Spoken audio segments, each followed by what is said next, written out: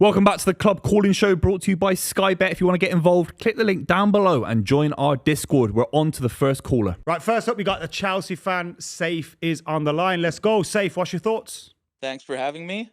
Second time I'm on over here. I just want to talk about my favorite player of all time. It's Didier Drogba.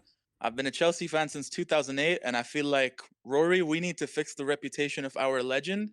I think he is one of the most underrated and disrespected strikers of the last 20 years. He's a striker that absolutely belongs in the conversation with the greatest in the history of the Premier League, but because of this modern day obsession with numbers and spreadsheets and statistics, he's excluded from conversations that he absolutely deserves to be in. With context, his numbers are quite respectable. He's not a player that you can reduce to numbers in the first place. It's a massive injustice to a striker that's as complete as him. He can't be reduced to G&A. You need to, you do not lead the line for a Chelsea side that's in discussions for one of the greatest Premier League sides ever without being an elite striker. Your job as a footballer is to help your team in whatever capacity, and Drogba certainly did that. He forced every striker that we brought into the bench, Shevchenko, Anelka, Torres, anybody and everybody. It was Drogba who kept that number 9 spot for himself. And on top of all of this man is amongst the greatest big game players that the sport has ever seen. When you combine his longevity at the top level, the 9 years at Chelsea where he's won everything for us numerous times, his sheer, attributes and well-rounded package as a striker, his end product, even when, when playing in an expansive side like Ancelotti's, and his unparalleled big game record, the fear he puts in center backs in the entire back line, everything that the icons of the sport have to say about him. Who cares if he's got a few seasons where he wasn't that prolific? Saif, I think what you've just gone on to say was fantastic. I don't think we can add much to what you've said. Your argument was put there perfectly, and I'll let Rory speak because I'm sure Rory's going to agree with you. But I just want to ask you, what are some of the things that you've seen and heard? I know you alluded to stats there that particularly annoy you. Was there something that you saw that triggered this emotion recently, or a topic of discussion, or what was it that triggered this? Or was it an accumulation of things? On for quite a while. I think it's become culture on social media platforms to slander Drogba every international break, and I feel like modern day fans who might not have necessarily watched him in his prime, they feel the need to bring up Lukaku, Darren Bent, Jamie Vardy. I mean, with all due respect, who do you follow on Twitter? Guys score more goals. Yeah, I think anybody that has to use the equation of like goals and assists to somehow justify a good footballer when they won't use their own eyes, I think it's almost an immediate case for dismissal of their opinion. I think that if you start talking about numbers, you're effectively doing the player a total disservice. And he's not the only one here. If you were to only look through the lens of goals and assists on paper, Dennis Bergkamp, one of the greatest footballers that's ever lived, Dennis Bergkamp would have a fairly uninspiring career. Yeah. I completely agree. And again, they'll use the point that he's not a pure striker. A striker's job is to score goals. They're partially right. But when they bring up Harry Kane, I know I was on the call-in show a few months ago and I spoke about Harry Kane. Who do you want leading the line for you? The guy who has 10 goals in 10 cup finals, or the guy with 0 shots on target in 6? Do you know what's quite interesting there, though, Seth? You know how you said that Didier Drogba is not an archetypal striker? Because I think when you're suggesting that because he does a lot more than simply put the ball in the back of the net. In my definition of a striker, he is the perfect striker. He is exactly what a striker is supposed to do. He's not a fox in the box, Gary Lineker style, but he is the perfect centre forward. Also, football's changed so much. I remember around that time when Didier Drogba was performing at his peak, 20 goals was seen as a superb. You win the Golden Boot. Nicolas Anelka won the Golden Boot for us with 19. Berbatov had 19. 19, he won the Golden Boot. The 19th title. So again, 20 goals a season. Also, like Didier Drogba's goal record in the year that I think you mentioned it, Safe, but his goal record when we won the double in 2010 under Ancelotti is through the roof. His numbers. Safe. He scored 37 goals in all competitions while taking 1 penalty. He took a month off for AFCON. He scored goals against Liverpool, United, Arsenal, Tottenham in a title-winning campaign as well as the classic Wembley semi-final goal and the winner in the FA Cup final. Not all goals are created equally. So not only was he incredibly prolific, but he scores when you need him to. Yeah. He scores when it matters. Why are we pretending that human emotion and pressure don't matter? Why are we pretending that all goals are created equal? I mean, Mate, I don't even think you've done so well here. Safe. What's your favourite Didier Drogba goal? Give me your favourite one. I'll give you a story, Rory, and I get emotional talking about this. It was May 19th, 2012. I'm with my friend and his father. We're watching Chelsea against Bayern. I had tears in my eyes. I was 14 years old. I had tears in my eyes when Muller scored. And when that corner came in, when Mata whipped it in, when Drogba's header, like in a microsecond, hit the back of the net, I was wearing a Drogba shirt from the 10-11 season. And he's the only player to make me cry tears of joy from football. No, I mean, it's amazing. I mean, that is obviously the goal. I mean, it's as iconic. It's probably, it's undoubtedly. Safe, Rory, this question to both of you.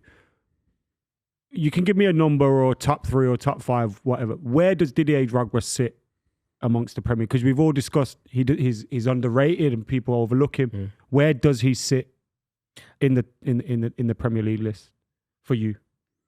Should I go first? Go for it. You go for it, Safe.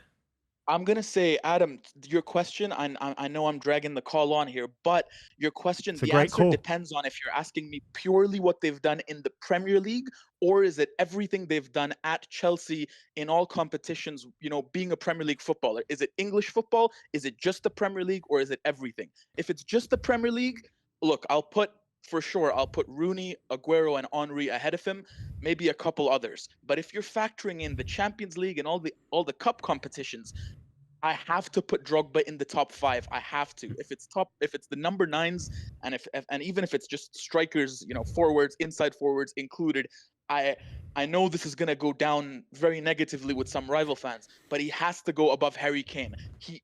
I know that Salah is getting a lot of credit right now. I have to put him above Salah as well. I think there's a little bit of recency bias. Above Salah. Safe. I think you could. Buvey's not in agreement with you, by the Buvey way. completely agreed with everything you said there. By the way, he said, "Go on, Booth." No, he's above Salah for me. He's certainly above Harry Kane. Salah's a different proposition because he's doing it from the right, cutting in.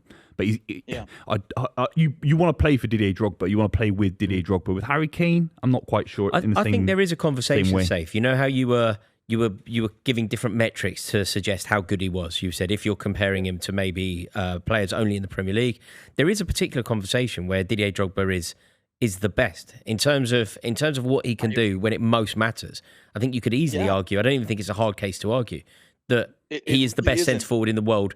If you have one match to play, winner takes all. Who do you want to lead the line? I think the answer to that question is Didier Drogba. I also think that, the other thing that people seem to forget, Safe, this is why I asked you your favourite goal. I think what seems to be cruelly forgotten with Didier Drogba's brilliance is the variety of goals, like the ability. Like people, I think, see him as maybe a bully, somebody played with his back to goal. I mean, the craft and the guile that he was capable of. Like he scored a goal against Liverpool. Do you remember the goal against Liverpool where he took it on his chest and turned and hit it before with his left foot, with his weaker foot from outside the box in front of the shed end? Like, I don't think Pepe Reina moved. Like, he literally didn't. Was the one against Bolton or Everton like that? Everton, I was thinking of. Everton where he volleyed it. Where he volleyed it from basically the halfway line. Yeah, Bolton was 40 yards out, by the way. And the other Bolton, one. yeah. Oh. I mean, and the other one that I just think was simply sensational. It was like, it's got to be one of the greatest goals, because I just don't really know how. Right? Tottenham in the FA Cup at Wembley. When effectively we've kind of punted the ball up to him. Like, there isn't a centre forward in world football that could do it now. We've effectively punted the ball 60 yards, a mile in the sky, to the chest of a marked man, marked by 2.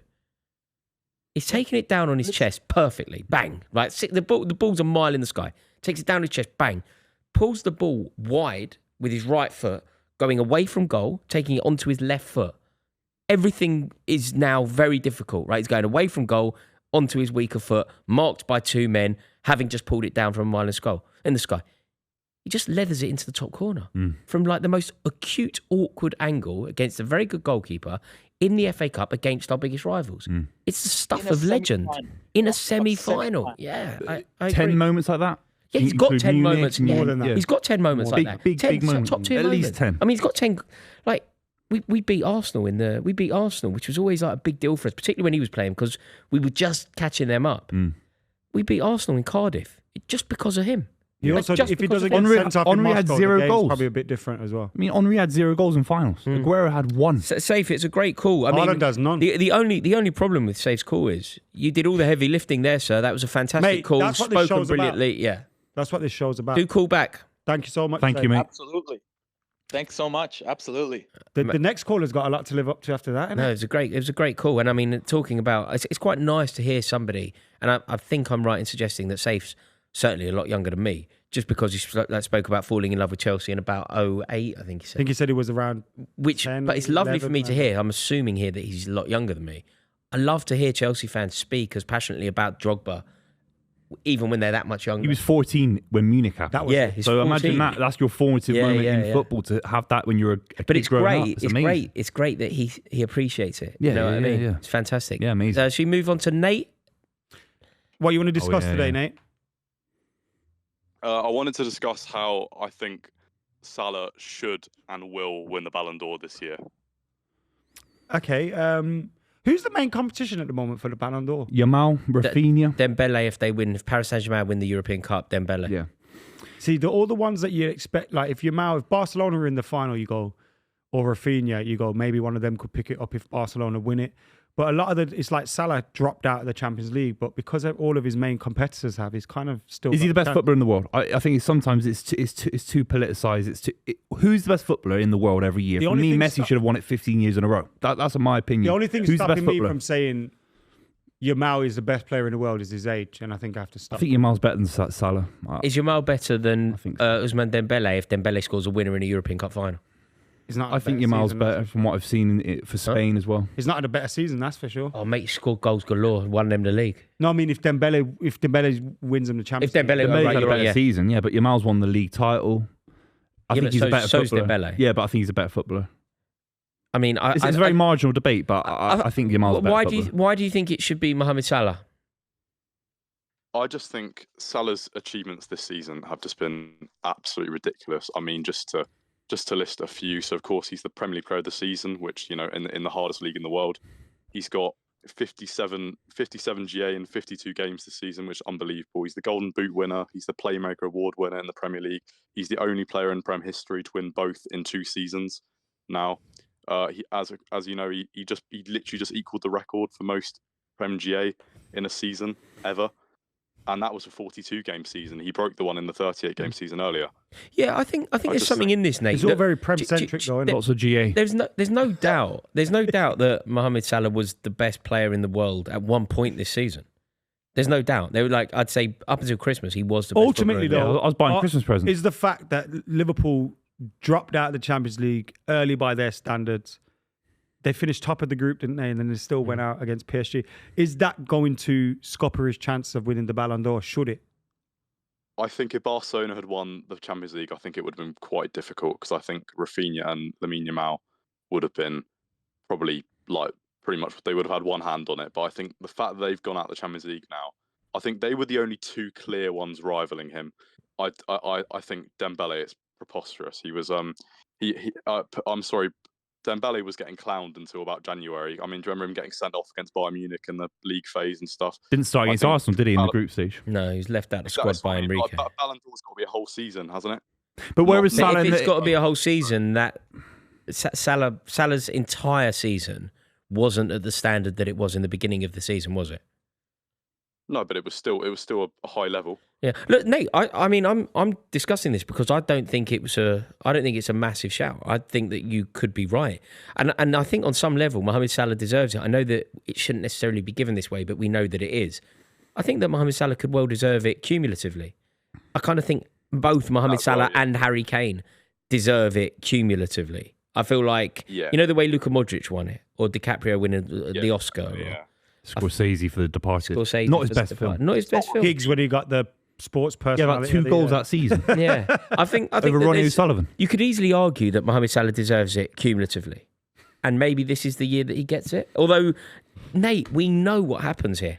We know what happens. If you win a European or a World Cup, a European Championship or a World Cup in the year where there is a European Championship or a World Cup, you will almost certainly be in line for a Ballon d'Or. The Ballon d'Or will come from somebody from that team.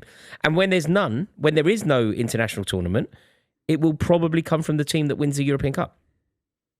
But I mean, can I say, Rodri, who by the way, I think was the rightful winner last year, but Rodri went out of the Champions League early.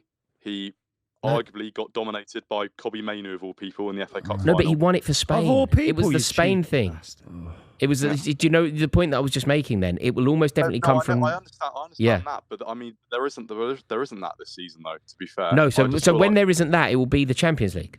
Also, Rafinha's only got 4 less goals or assists. Yeah, Rodri was the best player in the world, in my opinion, that year that he won it. This year, I don't think Salah's been the best player. He got completely taken apart by Livramento in the League Cup final, and where was he in the Champions League knockout stages? I don't think he got taken apart. I just don't think he got the ball. Well, by taken apart, I mean he got into Livramento's back pocket and he never got out again. So he's still at Wembley. So I mean, honestly, mate, it's a great season in the Premier League. You brought up GA about 4 or 5 times.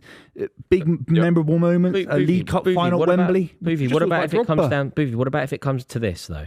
You're generally quite scathing about the French domestic league. If it comes down to Dembele or Salah, which I think it will. Dembele is the favourite right now. If it comes down to Dembele or Salah, who would you vote for if you had a Salah vote? over Dembele. If Dembele wins the Champions League, it will be Dembele. If Inter win the Champions League, it won't be because Martinez. None of their players. No, it won't be Martin. No, none of their players are. So who's going to win it then if Inter win it? Yamal. Salah.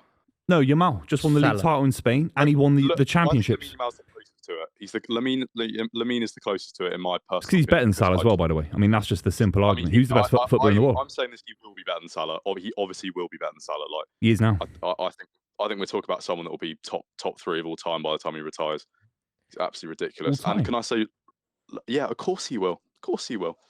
And Lamine Yamal, by the way, he has the Nations League to play for this summer as well. So he does actually have an international tournament.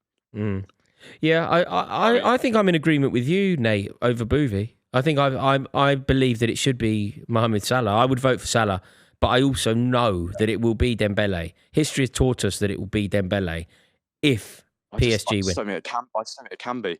And can I say there is another criteria now about fair play. That's actually probably why Vinicius deservedly lost it last season. About fair play, and I think Dembele's just a bit of a melt. I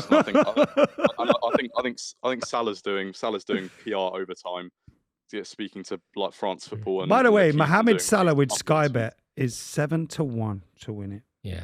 Oh, I think basically if Dembele win, whether it's right or wrong, and look, if I had a vote, I would vote for Salah, but I think it will be Dembele, especially if on the premise that Dembele wins the European Cup. If I had a vote, I would vote for Kobbie Mainoo. Who would you vote for? McTominay, mate. Why did you vote for Kobbie Mainoo when we had 5 minutes? I was giving you the chance to vote for who you want to vote for, man. Who would you vote for, Buvey? Yamal, he's the best footballer in the world. All right, there you go. Thank you so much for your call. Cheers, thanks so much. Mate, great to talk to you. Thank you. Salah's not winning it. Low speed to you. Don't deserve it. Interesting, but I do think that Salah deserves one cumulatively, and I also think that Harry Kane just deserves one. Haaland?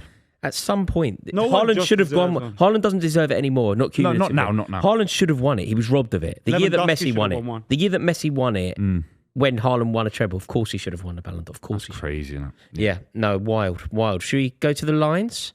Let's speak to Chipper. How we doing, boys? Chipper. Big Norwich City fan. Chip, did he chip? I am a Norwich City fan. And I ain't got time for no. Where are you calling from, Chipper? I'm calling from the US. Just out of curiosity, why Norwich in the States? Yes, I get this question a lot. So I started really following football probably about 8-9 years ago, and I didn't really have a team at first, and then it was when Norwich City came back up to the Prem, and Teemu Pukki, Todd Cantwell, I kind of fell in love with them. Man, I thought you were going to say it was Darren Huckabee when he joined the San Jose Earthquake. Teemu Pukki, love that. Yeah, love it. Whereabouts in the States are you? Michigan. How many Norwich? Is there like a big Canaries, Detroit Canaries? There's not. So I'm from Michigan, but about 45 minutes outside of Chicago. Amazing, unbelievable. What's on your mind, Chipper? So obviously, I'm not an Arsenal fan, but I've been seeing a lot of stuff going around how Tottenham have had a better season than Arsenal because they've obviously won the Europa League. And I just can't wrap my mind around that. And I kind of think the Europa League, especially now, is kind of a joke. Yeah. And Chipper, let me ask you a question. Yeah. Norwich City are back in the Premier League. Yeah? Yeah. You could finish 17th, win the Europa League, and be in the Champions League next season. Or you could just be in the Champions League next season. Which season are you taking? I'm obviously taking winning the Europa League, but I should say it's a little bit different. For a Norwich City fan, yeah. No, it's the same for Spurs, right? No. But Same for Arsenal. Okay, but for Tottenham, you're considered a Big Six club. Your aspiration shouldn't be let's finish 17th and win the Europa League. Like if Arsenal were in the Europa League, they would undoubtedly win it. Do you don't know that. We've seen Arsenal's record. They've been in it loads in the last 5 years or 10 years. They got battered by Sporting Lisbon. Do you know what? We touched on this during our live stream the other day. There is something very interesting in terms of the way that we talk about the Europa League and what it means is kind of built on the history of the Europa League. Like we talk about Manchester United winning it 7 years ago. They beat Ajax in a final. Talk about Chelsea winning it when we beat Arsenal, when we beat when we went to Amsterdam and won it. You're like, this competition today, it has been affected by recent developments. So the 5th place team in England no longer going into the Europa League and going into the Champions League, and that happening across Europe obviously dilutes the quality in the Europa League. The fact that teams no longer plummet from the Champions League obviously dilutes the quality of the Europa League. And if you look at, and I'm not taking anything away from Tottenham, and overall I disagree with Chipper's point about, I believe that Tottenham had a better season. I will always rate silverware. But I also agree with what Chipper has said. The Europa League, it's been diluted. It isn't as good and as strong as it once was because the teams that used to be in it are no longer in it. The teams that are used to be in it are now in the Champions League. So it's clearly a weaker... But even a dead Europa League with a Norwegian side in the semi-finals, there's an argument the Europa League's a better achievement than the FA Cup. There's an argument. You might prefer the FA Cup. No, but I can argue why it isn't. It might be harder because you're facing European opposition, tough away days. You're never playing a team fixtures. in the FA Cup. At some point, you're going to come up against Champions League quality opposition. You're going to play Man City. You're going to play Liverpool. You're going to play Arsenal. You're going to play Chelsea now, right? You're going to play good teams. In the Europa League, you're never going to face that quality of opposition. In the next few years, we don't know that. Then someone might drop down. Barcelona might be in a couple of years' time, or a big Italian side. We don't know. This season was poor. You're right about that. We don't know in the next. We can't predict who's going to be in the Europa League in the next 4 or 5 years. No, but I know there's no drop down from the Champions League. Quality. But we can predict their quality. There could be sides that have been in the Champions League season before and they've just finished 6th in their league and they've come into the Europa League. There's still going to be some good sides in the Europa League next 3 or 4 years. There's more spaces for the Champions League in a lot of these leagues. It means you're getting down to the mid-table teams when you do pick. Yeah, it's easier. It's easier to win the Europa League now than 10 years ago. 100%. There's less. There are no drop downs. And it's therefore a less prestigious competition.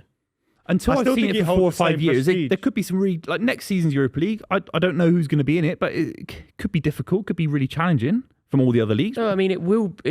It's always challenging, but quite frankly, it's going to be a weaker thing, regardless of who's in it, because it's going to be the teams that finish 6th rather than the teams that finish 5th. They're going to be worse teams. But no one remembers that. No. You know what I mean? The Europa League still be looked at the same way as it was when it was the UEFA Cup. No, I don't think that's what I'm saying. I think that it is diluted. I think more so than anybody, I'd like to think at least that people who watch this channel regularly will know that I rate silverware. And to say it out loud again, I believe Tottenham had a better season than most teams in the Premier League. But it is a weaker competition. It's almost non-negotiable. It's not really an opinion. It is a weaker competition because you're not getting Champions League teams in it and you're not getting the 5th place teams in it. Like I think Aston Villa next year, like their fans should be booking Istanbul now. Yeah. You know, like their fans should be booking it now. And that's not a good thing. We would have thought that when they were in the Conference League. And yeah, they got semis, didn't they? Yeah. They could go wrong. But chances are that the English team should do very well in it. Chipper, what are your thoughts on your new manager, Liam Manning, just brought over from Bristol City? What do you think about that, mate? Yeah. I mean, I'm excited. I hold on. I got to go back because I thought I heard one of you say. So I'm under the impression that, is it correct in saying that the Premier League is probably the best league in the world? Yeah, certainly the terms of- strongest in Not terms this of. year. 'cause It's certainly Liverpool won it. it is certainly the strongest though in terms of the finance and the eyeballs. So I feel like it's a lot more impressive. I thought I heard one of you say you'd rather win the Europa League than the FA Cup. I feel like winning the FA Cup, especially this year with how weak the Europa League is, would be just miles above it. No, I'd rather win the FA Cup as a City fan, but there's an argument that it's harder to win the Europa League than the FA Cup because of the tough away days, and this season is a little bit easier. Sunday football. But like Lyon away, Bilbao away, these are tough places to go. But they're not any. They're Like not Man as City- tough Man as they City, once Plymouth, were. Salford City. You're talking. I mean, they did- League Two, but but they didn't win it. position. Leighton Orient, yeah, but get into the final. Yeah. So we say Spurs had an easy run. They had Frankfurt. No, that was a tough game. But to win the FA Cup, you still get past Liverpool. Whether you knock them out or not, you still get past them. To win the Europa League, you're not going to have to face those difficult sides anymore. Like, you know, when you just said there, Lyon away. Lyon away, when they were good, was a difficult game. But they're obviously not very good. That's why they're in the Europa It's been League. diluted, of course, yeah. I don't even know what we're debating. We're debating, is it a weaker competition now than it was? It is a weaker competition. Yeah, of course it is. That was pretty obvious debate, isn't it? Have you made the pilgrimage to Carrow Road yet, Chipper, or is it still on the bucket list? It's still on the bucket list. I ended up I flew over last year, but we were just in London and Brighton. We couldn't make it out to Unlucky. a game. Yeah. But I did go to the Emirates, and that was fun.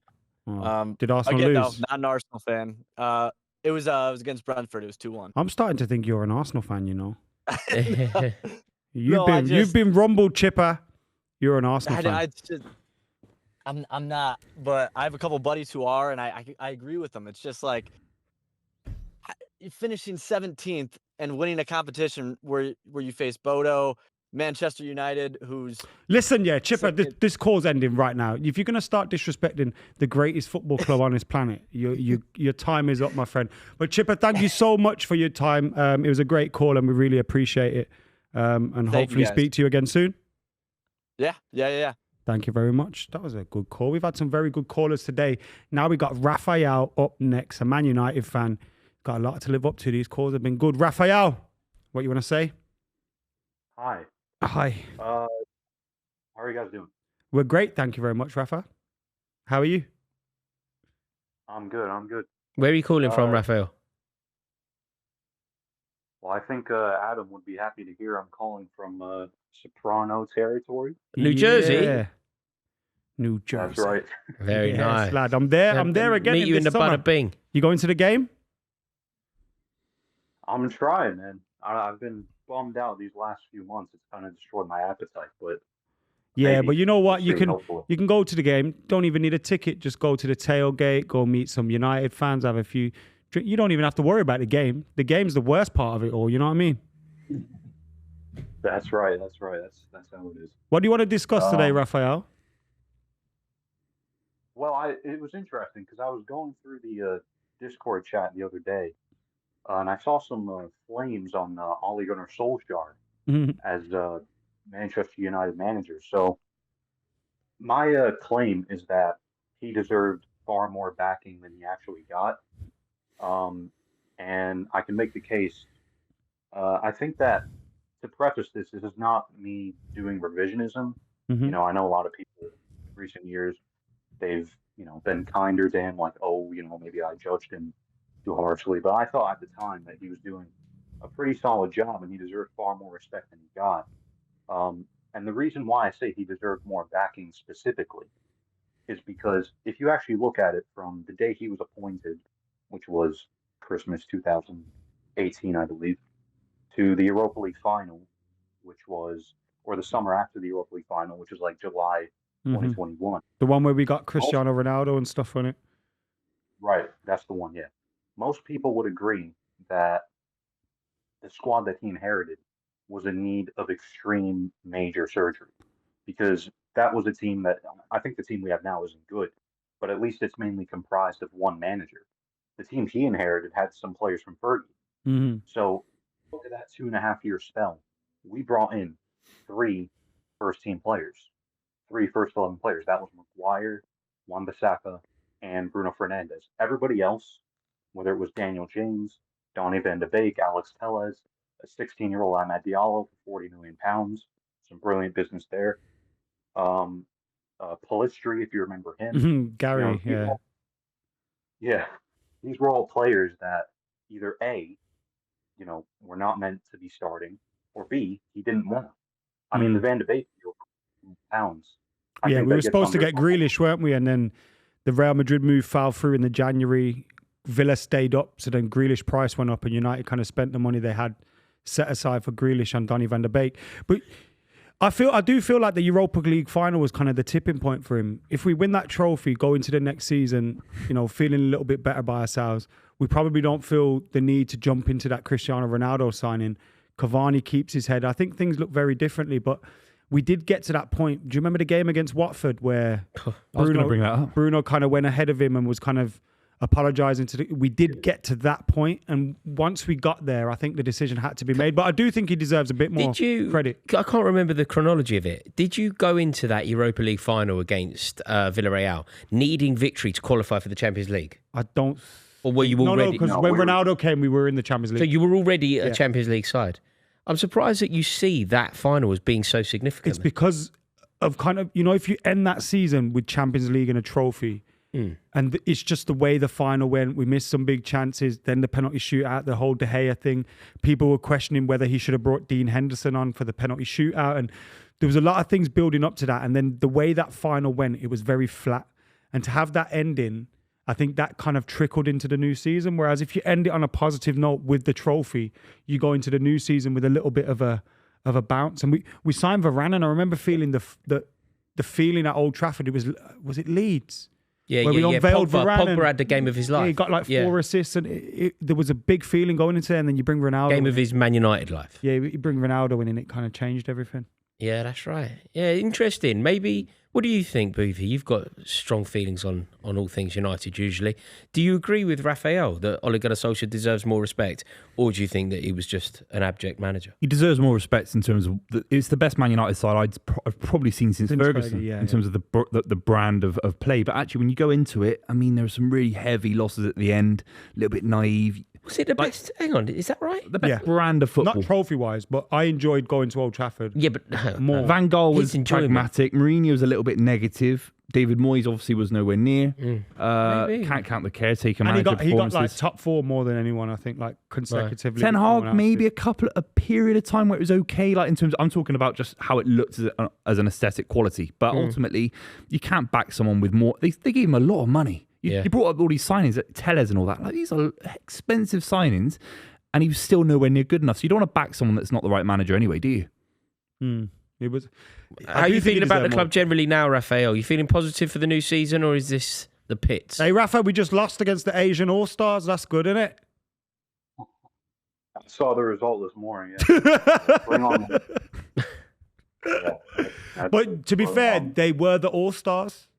They're stars, man. We did have some injuries and a few young lads. What do you think of Amorim overall, Raphael? I think he's. I think there's 2 main aspects to being a manager of a massive football club. There's the social sort of political side of things. You have to manage personalities, man management, and then there's the tactical element. And I think you do need the best of both worlds. I actually think, just on Solskjaer for a second, the reason why he was relatively more comfortable in the job than other managers we've had, probably including Amorim, is because I don't think he had any problem with the man management side of things. I think he handled big personalities pretty well, and it's only when you brought in the likes of Ronaldo and all that I think he became overwhelmed a little bit. But could you maybe criticize Oli for, in that sense, he was kind of too nice to people? Yes, he had people like Rashford and Martial and stuff like kind of playing through injury for him at the time. But also he kind of gave a lot of allowances, which kind of led to Marcus Rashford maybe leading down the path he kind of led to. Paul Pogba maybe not pulling his weight as much. And, you be too nice, you give too much rope to some of these people to start to think they're cowboys. And I think maybe that's what Oli did sometimes. He was too nice. What about personal responsibility for Rashford and Paul Pogba? What about personal individualistic responsibility? There is personal responsibility, but it's also the culture you set. Yeah, and if you start giving an inch, people are going to start taking a piss out of you, you know what I mean? Yeah, no, I'm listening to you about that. Maybe he just wasn't the best manager for the job. Maybe that's just the answer. I think that's ultimately the answer. but he deserved a lot more credit along the way. For Best brand of football is the closest to Manchester United that we know. Some of the goals you look at as well. Yeah. But that Free period flowing. where we had Marshall, Rashford, Greenwood, they all contribute to, I think, over 60 goals. It was classic Man United on some level. It was. That's a great call, Raphael. Hopefully see you at the MetLife, brother. Calls have been fantastic today.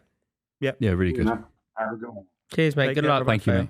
Well, the Arsenal fans next. Mate, the pressure is on Rich because we've had 4 excellent calls. Rich Malich. It wouldn't be like an what? What's his username? What did Rich you call it? Malich. Rich Malich. Rich Malich. Mate, what It are sounds like you're chances? asking him to do something. No, his username on Discord. If you want to get involved, check the link down below as well. But Rich Malich, Arsenal fan. What How you doing? chances of his surname? Don't right? bottle this call show now, Rich. It's in your hands. Yeah, Rich, seriously, the pressure is on, mate, because the standard of caller this show have been excellent, and you are our final one. And if you Malich this up, then... Come on, Rich Malich. Hey, what's up, boys? How are you? Good, mate. How are you? I'm good, thank you. Rory, I want to start by saying James Madison is a prick. So I just want to let you know he's a prick. Should we give him a guard of honor? You are for welcome. that? Yeah. Cool. So yeah, I wanted to kind of talk to you guys today about, I guess, objectively speaking, I think we could all kind of agree that this year's, the season this year for the league has been kind of underwhelming, both competitively and from an entertainment perspective. Mhm. We didn't really have much at all of a title race. All 3 relegated teams were confirmed relatively early compared to prior seasons. So I just kind of wanted to see what your take on that, like why the league kind of had a dip in form this year. You're totally correct, Rich. There was a distinct lack of jeopardy, unlike anything I can ever remember. Unlike anything I can ever remember. We knew who was going to win the league by about February at the latest. We knew who was going down.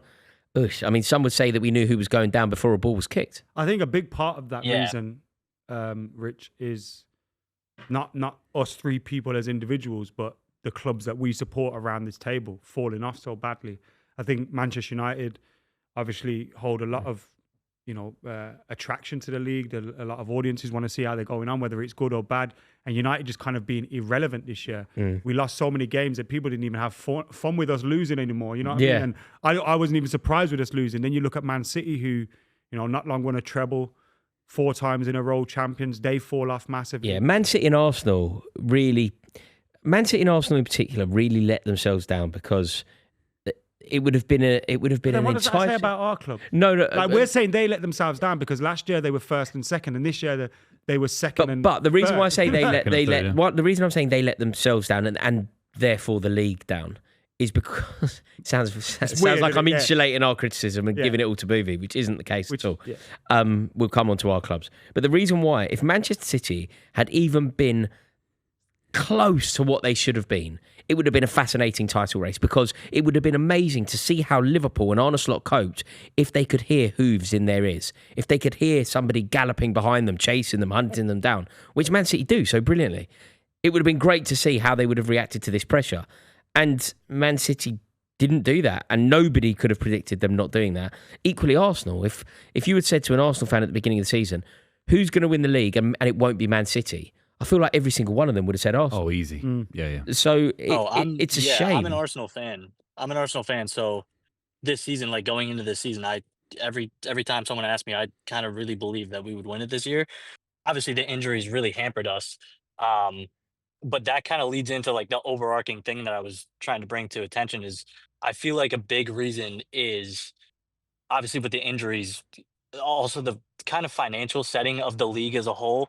That's less specific to Arsenal, but just in this circumstance, I'll use Arsenal because that's kind of the lens that I can see it through as I'm an Arsenal fan. We had so many injuries this year, and I think a lot of people were crying out for us to sign a striker, if we had injuries in midfield, like Thomas Partey surprisingly didn't get hurt this year, but he always gets hurt every season. Odegaard was out for months, it felt like. So it's what not are your as feelings easy on to Odegaard, by the way?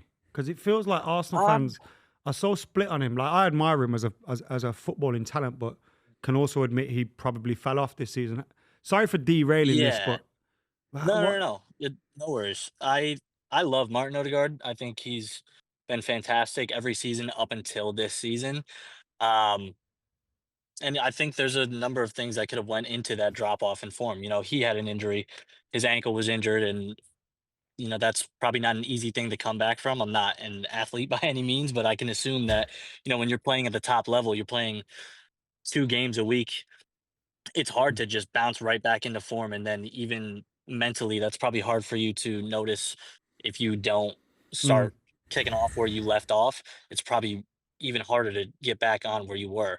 So that's one thing. And then, yeah, I mean, he's never been someone that's provided a lot of goals and assists, which we do need in our team. So I think this year was the first season that I kind of not lost faith in him, but I could see the complaints that a lot of Mhm. Arsenal fans make about him, and I have similar complaints, but I don't want to be too rash on He's just not judging him world because class, is he? He's just not a world class talent, is he? When all the pressure was off at the final day of the season, he scored a beautiful goal. When all the pressure was off and everyone was sort of getting ready for their holidays, No, I think So I Arsenal. think he needs a disagree with you. striker booth that's making the runs Oh, for him, we've man. said that every But who's up season. there It's for like, him? where's his personal Arsenal turned into a responsibility? He's long meant to ball be a team number 10. targeting Marino for a He bit. did look better. He did look better when he had Gabriel Jesus playing You well. need a striker Yeah. for him, man.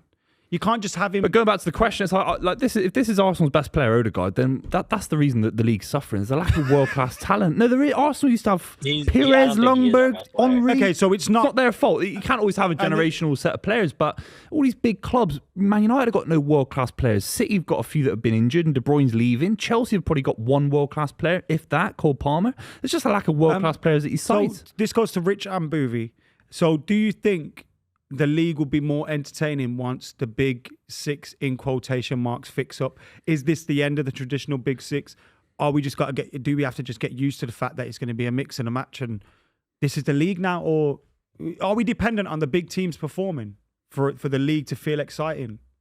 Are we looking at it wrong? I mean, I think globally, yes, like the Big Six being at the top of their game is what everyone wants because they're going to have the most fans in the world and they're going to cause the most eyes to come to the league. Not to mention that they'll be it's amazing to see teams like Nottingham Forest fight for top four, and ultimately there's in Europe, rather unfortunately it's the Conference League, but they're not a team that had they made the Champions League, I don't think that they're a team that's going to compete in the Champions League really past the group stage. So I think for the league, it is definitely better to see the top 6 teams, the teams that have the most financial backing, the teams that can go out there and sign these top talents to be at their best. Um, and I think that's easier said than done, though. Kind of leading back to what I was saying, not to derail this specific conversation, but for us, like we had all those injuries, and it's not easy to just go out, especially in January when clubs are trying to find their place in the league and fight for titles or fight for Champions League spots or whatever it might be across Europe. It's really hard to just go and derail someone's season because we want to sign Gyökeres. You guys are fighting for a title in Portugal. We're going to take your best player right now because we need him. It's not as easy to just do that. But yeah, I mean, Boogie, I'd like to hear what you have to say, but I think the top 6 just globally would help the league be more entertaining.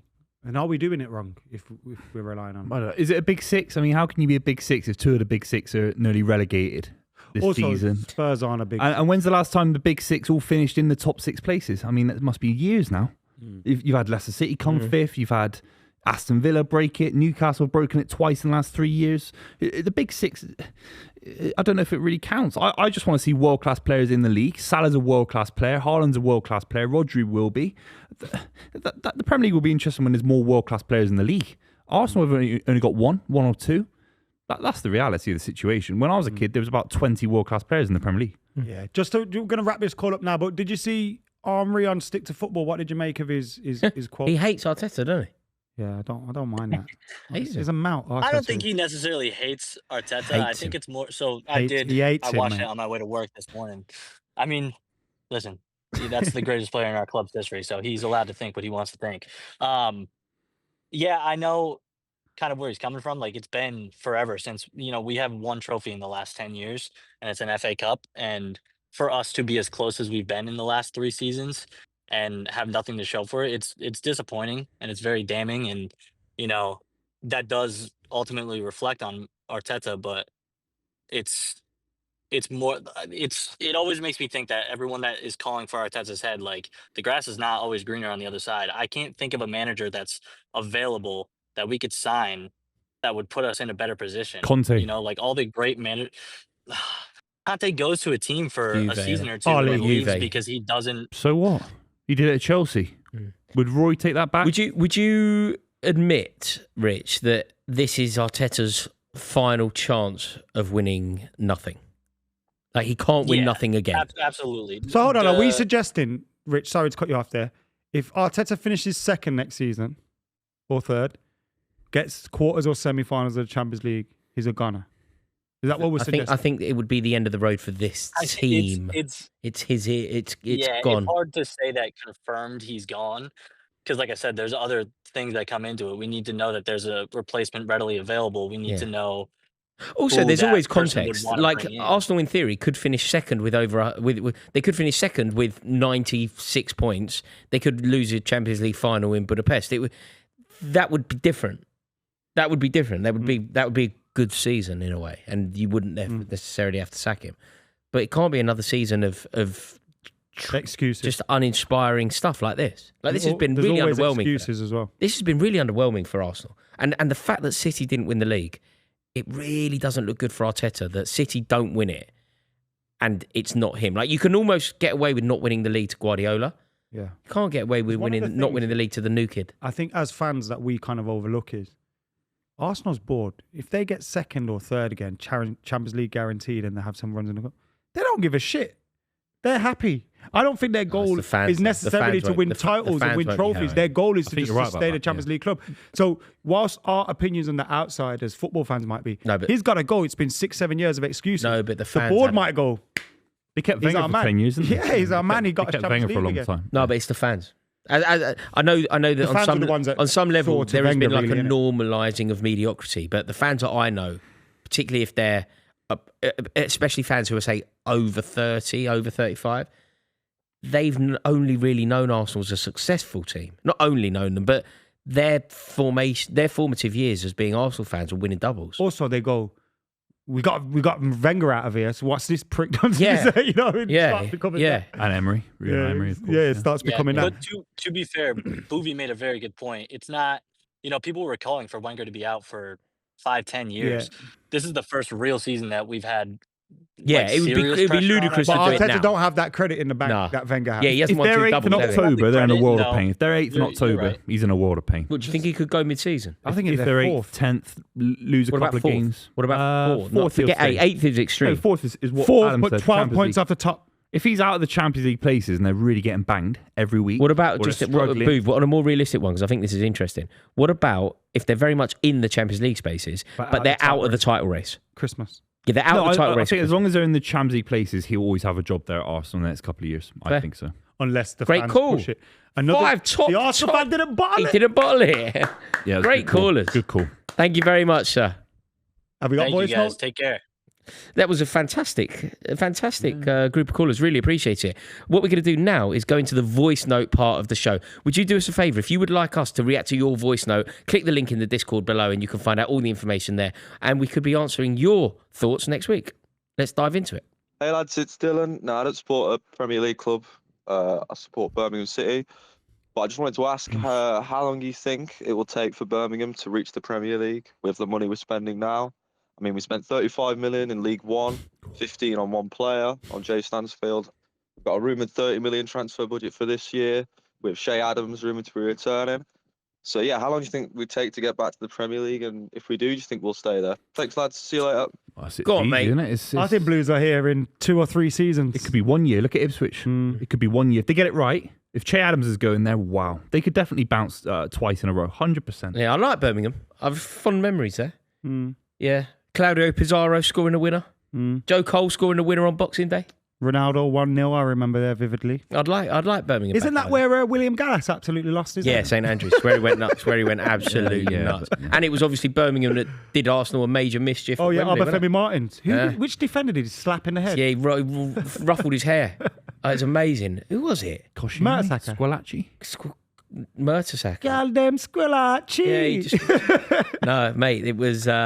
Koscielny just ruffled his hair. It was Koscielny. They could definitely do playoffs this season. Definitely. Was the last time they come up with Darren Persson? Also, if they come up, we get the best derby or one of the best derbies. Yeah. You get Sunderland, Newcastle. You get Birmingham, Villa. Do you remember that when Birmingham Villa, when all the Birmingham fans were on the pitch at St Andrews and they're literally firing fireworks off the pitch into the away end? Scenes that you hate to see, right? Incredible call. I hope to see Birmingham back. I think they'll be back. Answer to his question, I think it's a couple of seasons around the corner. 2 seasons. Easy. Especially with the backing. Easy. Do they get there before Wrexham? Hope so. Yeah, I hope so. They're not a Premier League club. Oh, wow. They'll get relegated, Wrexham. Brilliant stuff. Right, into the next voice note. Hi, guys. My name's Sean, and I'm a Liverpool supporter. I just want to come on and say that I think if Aston Villa can get it right during the summer, I think they had the potential to finish in second, possibly win the league next year. And I know you could say that a lot of teams will be stronger next year, but I think there's a lot of work to do for the teams at the top end of the table for them to really compete next season. I'd have possibly agreed with the gentleman there if Villa weren't in the Europa League. Yeah. My theory is no one playing in the Europa League for long will ever win the league. Has anyone ever? Do you have data to back your prediction up? Has anyone ever won the league? Blackburn weren't in the UEFA Cup when they won it. We can do this right now. Blackburn weren't in it. Chelsea weren't in the UEFA Cup when they won the league. Arsenal definitely weren't in it. Was there not a Chelsea side? Man United would never. Hang on. We weren't in Europe at all, were we? We weren't in Europe at all when Conte took over. What about Jose Mourinho number 2? No, we won the league. Number 2, he came in. No, we were in the Champions League. Atletico Madrid, not impossible. Champions League. Plus, also, even if they were in the Champions League, their squad's a million miles away from winning the league. They got no world-class players on that side. They got top players. But when you look at the January window where they managed to attract the likes of Asensio, Rashford, etc., do you think it's okay? Yeah, I'm inclined to say that. Villa won't win the league, but I do think that they will have an excellent season. They'll go in the top 4, won't they? Top 5. Yeah. No team's ever won the Premier League and the Europa League in the same season, so they would be making more history. But I think that I think they'll win the Europa League. I do. Maybe. I think they will. They'll go to Galatasaray and win it. Galatasaray. Get out of the way. Great city to win European silverware. Absolutely, no doubt. This has been one of my favourite ever calling shows. Yeah. It's been very good. You, very Sean Buvey. We've heard less from Buvey, more from the people at home. Yeah, I like to let them have a go, especially the Arsenal fans. Mate, thank you very much to everybody who's tuned in. We really do appreciate it. Make sure that you click the link in the description below and you could be on the show next week. A huge thank you to Sky Bet who make this show possible. Without them, we wouldn't be able to do it. So thank you so much to Sky Bet. Make sure that you click the link as well in the description to find out all of the brilliant offers that they have in store. If you haven't yet clicked subscribe, it would be an honour to welcome you to this community. And we will see you all on the next episode of The Call-In Show. That's how for now.